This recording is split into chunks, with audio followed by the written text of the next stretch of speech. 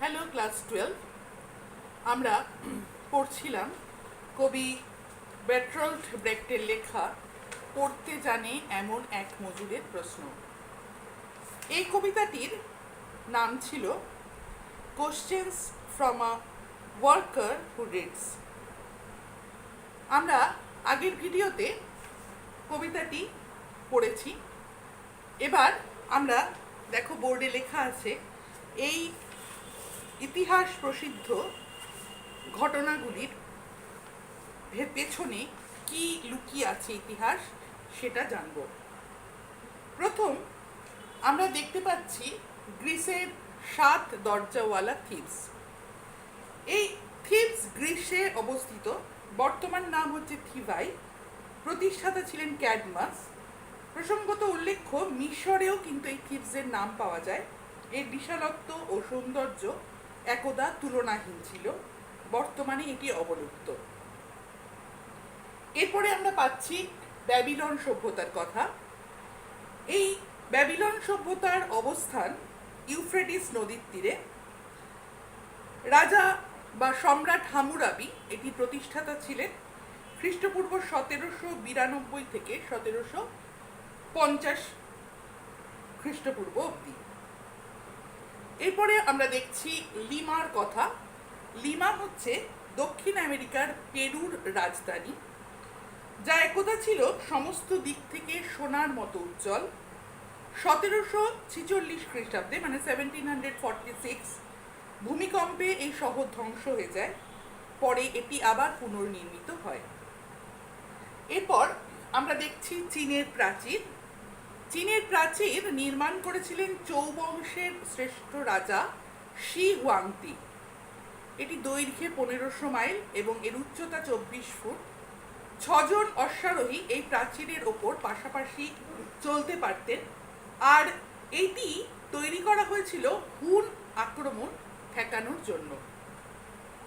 এরপরে হচ্ছে রোম।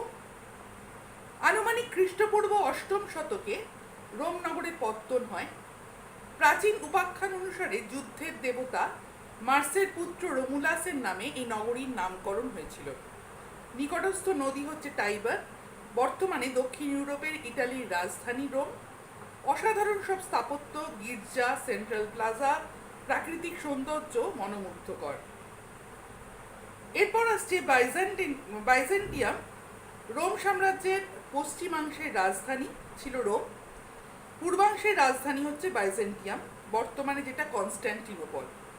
476 খ্রিস্টাব্দে 1453 খ্রিস্টাব্দ অব্দি এটি ছিল। এর অস্তিত্ব শিল্প, সংস্কৃতি, বাণিজ্যে একদা সুবর্ণ যুগ ছিল। এখানে আরেকজনের নাম লেখা হয়নি, সিজার, জুলিয়াস সিজার। রোমের ক্ষমতা দখলকারী। খ্রিস্টপূর্ব 1ম শতকে রোমের সমস্ত ক্ষমতা ইনি অধিকার করেন। রণকৌশল, সেনাপতি, পণ্ডিত ও সুবক্তা হিসেবেও তিনি ইতিহাস খ্যাত ছিলেন। শাসক হিসেবে স্বেচ্ছাচারী ছিলেন। বিরোধীদের হাতে নিহত হন তিনি। আটলান্টিসের কথা আছে। আটলান্টিস একটি দ্বীপ।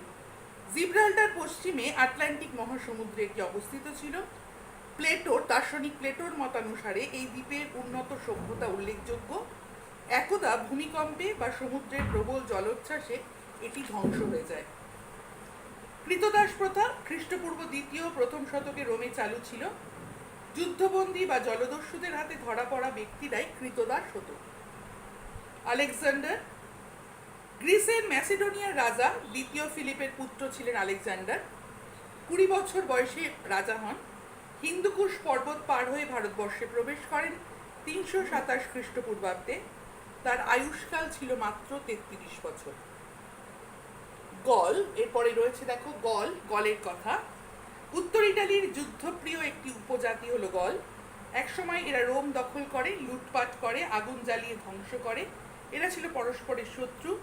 সিজারের সঙ্গে গলদের যুদ্ধ হয়েছিল প্রায় 8 বছর। এই যুদ্ধে সিজার নিজেকে অক্লান্ত ও প্রতিভাবান এক সেনাপতি রূপে প্রমাণ করেছিলেন। এরপরে আছে আর্মাডার কথা। আর্মাডা হচ্ছে একটি নৌবহর স্পেনের। 1588-তে ইংল্যান্ডের কাছে পরাজিত হয় এই স্পেনীয় আর্মাডা। পরবর্তীকালে এই দেশ আবার আঞ্চলিক শক্তিতে পরিণত হয়েছিল। রাজা 2য় ফিলিপের কথাও আছে, স্পেনের রাজা। আর এই 7 বছরের যুদ্ধ 1756 থেকে 1763 খ্রিস্টাব্দ পর্যন্ত হয়েছিল। প্রাশিয়া ও ইংল্যান্ড একদিকে ছিল এবং অন্যদিকে ছিল অস্ট্রিয়া, ফ্রান্স, রাশিয়া, সুইডেন ও স্যাক্সনি। এই যুদ্ধে ইংল্যান্ড আত্মপ্রকাশ করে, প্রাশিয়া আত্মপ্রকাশ করে। আরেকজনের কথা বলা যায়, তিনি দ্বিতীয় ফ্রেডারিক, 1786 থেকে, যিনি প্রাশিয়ার রাজা ছিলেন। এই ইতিহাসের নানা ঘটনা, ওঠা পড়া, নানা স্থাপত্য কীর্তি, এগুলো কিন্তু সবই আমরা এই কবিতায় উল্লেখ পাই। এই কবিতায় আমরা দেখব যে কবি আসলে কমিউনিজমে বিশ্বাসী। তিনি দেখেছেন যে ইতিহাস এমন একটি গ্রন্থ যেখানে সব সত্য নিহিত থাকে না। বিশেষত সাম্রাজ্যবাদ শক্তির কথাই সেখানে বড় করে লেখা আছে। কিন্তু যাদের ছাড়া উন্নত সভ্যতা গড়ে ওঠা অসম্ভব, তাদের প্রতি এই শিক্ষিত সমাজ, সভ্য সমাজ নীরব কেন? কবি সেই প্রশ্নই করতে চেয়েছেন। কবি জানেন যে যে কোনো সমাজের বা সভ্যতার উত্থান পতন কিন্তু নির্ভর করে সাধারণ মানুষের ওপর, সাধারণ শ্রমজীবী মানুষের ওপর। তাহলে এদের কথা কেন লেখা হয় না ইতিহাসে? অবশ্যই ইতিহাস প্রসিদ্ধ ব্যক্তিদের কথা লেখা থাকবে, সম্রাটদের কথা লেখা থাকবে, রাজা বাদশাদের কথা লেখা থাকবে নিশ্চয়ই, কিন্তু সাধারণ মানুষ, যারা শ্রমজীবী মানুষ, তাদের কথাও তো ইতিহাসে স্থান পাওয়া প্রয়োজন। বাস্তবিক পৃথিবীর সমস্ত দেশেই কিন্তু এই ঘটনা দেখা যায়, শুধু আমাদের ভারতবর্ষ বা জার্মানি নয়, সমস্ত দেশেই এই ঘটনা দেখা যায়। কবি পৃথিবীর ইতিহাসের দিকে তাকিয়ে দেখেছেন যে ক্ষমতা বলে একজন মানুষ রাজা কিংবা সম্রাট রূপে গণ্য হন এবং ইতিহাসের পাতায় ঠাঁই পায় তার নাম, অথবা তার নামের সঙ্গে জড়িয়ে থাকে নানা স্থাপত্য, শিল্প, বীরগাথা। অথচ এইসব কাজের পেছনে যেসব সক্রিয় কর্মী হিসেবে শ্রমিক বা মজুররা রয়েছে, তাদের কোনো গুরুত্ব পায় না, তারা কেউ গুরুত্ব পায় না। এদের কায়িক শ্রম না থাকলে কিন্তু এই সমস্ত স্থাপত্য বা সভ্যতা গড়ে উঠত না। পাশাপাশি আলেকজান্ডার বা জুলিয়াস সিজারও যে পৃথিবী খ্যাত বীর যোদ্ধা বা শাসক বা ভূখণ্ডের অধিপতি, তার পেছনেও কিন্তু বহু মানুষের রক্ত, ঘাম বা কায়িক শ্রম রয়েছে।